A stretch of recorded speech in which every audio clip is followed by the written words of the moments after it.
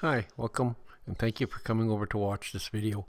This is a slideshow on how I built bird droppings, one of my gadget caches.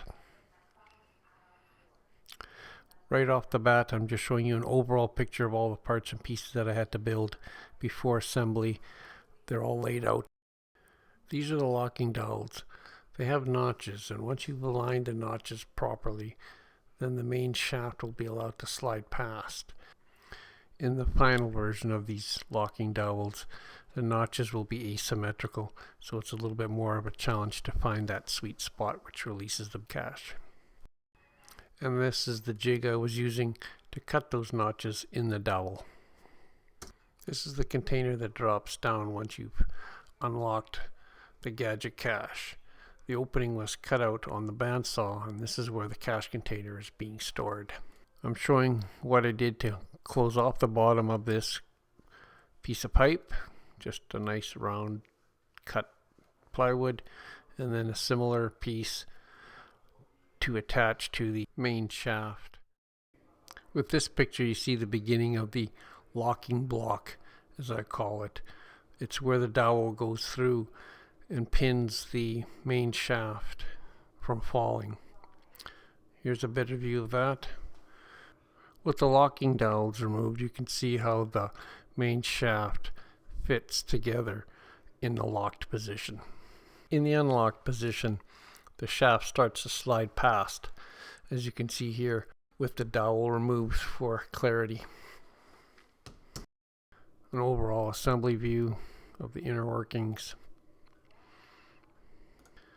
I set everything up with the walls of the birdhouse mocked so that I could put a little bit of paint on the dowels and then put them in through the position so I know where to drill through the walls in order to have everything line up in the right location. Added some felt on the top just to kind of help from the slamming impact as the cached assembly falls free. You can see in this picture the dowels are actually in an unlocked position and of equal lengths. That would make it too easy to solve the puzzle.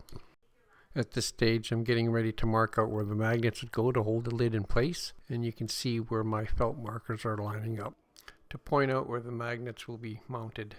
I also realized that the felt pads weren't enough of a shock absorber, so I added some springs on the locking block so when it slams down the springs will absorb some of that impact energy.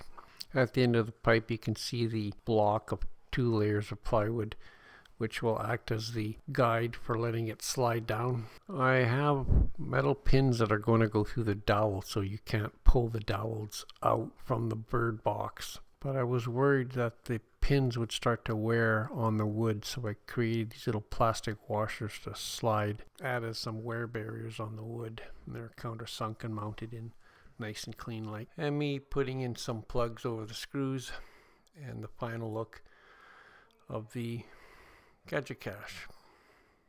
And if you made it this far, at the end of the video here I have an actual clip of the Gadget cache out in the field. You can see how the dowels are set up so they're not symmetrical with that sweet spot that releases the cache.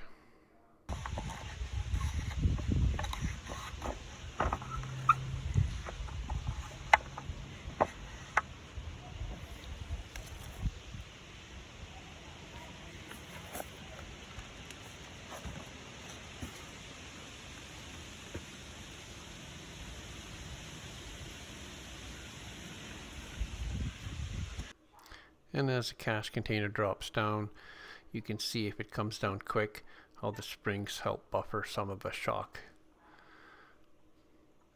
So once you pull the cover off, the magnets hold it quite well. It doesn't let the cover fall off when it slams down.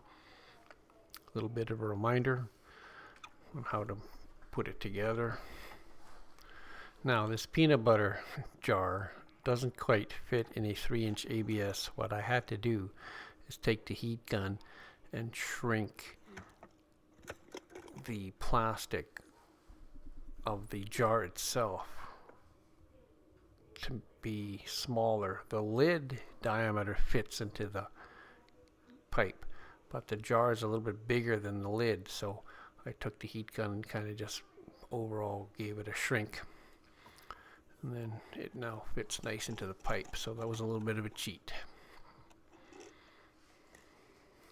Alright, hope you enjoyed the video. Be inspired. Cash on. Thank you.